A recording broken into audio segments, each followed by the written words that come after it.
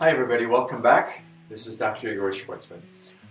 Closing our eyes can often tell us a lot more about another person's emotional state than we've realized up to this point.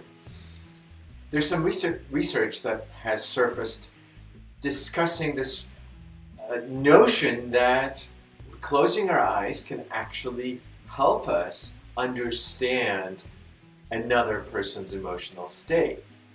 Well, that's an interesting idea. I'll use an example. You may watch children play, and then all of a sudden you hear this piercing sound, and a child is in pain. And you're, as a parent perhaps, or as a teacher, or just as a bystander, you look over and the child is clearly distraught, they're clearly upset, and they look really hurt. Now, there's another person next to you, and they actually happen to see what happened, and they look to you and they say, "Oh no, that was not a big deal. The one child just, they were playing, and it actually is not that bad." Well, you have a hard time believing that that's the case because the sound to you is so powerful and it clearly digs in deep and you feel like they are hurt. So why is there such a difference in perception? Well, this is exactly the point of the research, is that we often perceive, when we close our eyes, we perceive the emotion much more clearly. So now I want you to do this exercise right now. I want you to close your eyes, and I'm going to repeat the same sentence. And I want you to tap into the difference between the sentence that I say, the exact same sentence.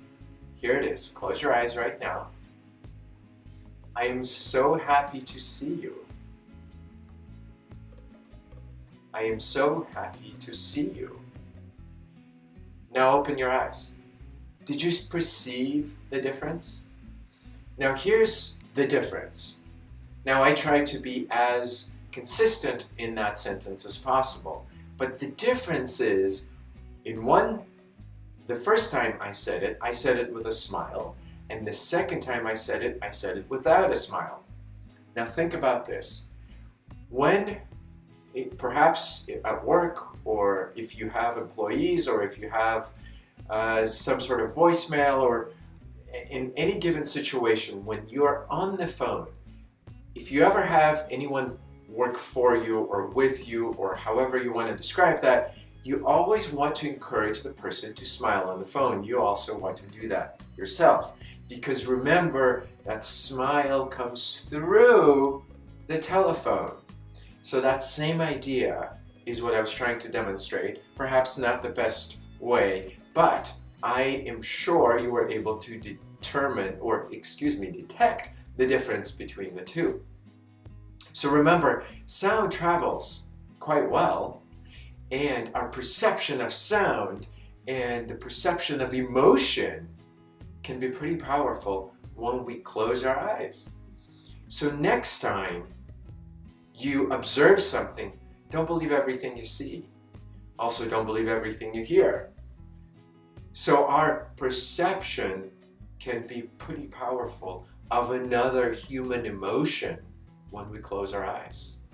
So keep that in mind. Next time you are speaking to someone, or you are leaving a message for someone, or in any sort of exchange of conversation, what the other person perceives, whether you say it with a smile or not, will be perceived differently, especially if it's over a telephone or a way where you were not able to see another person.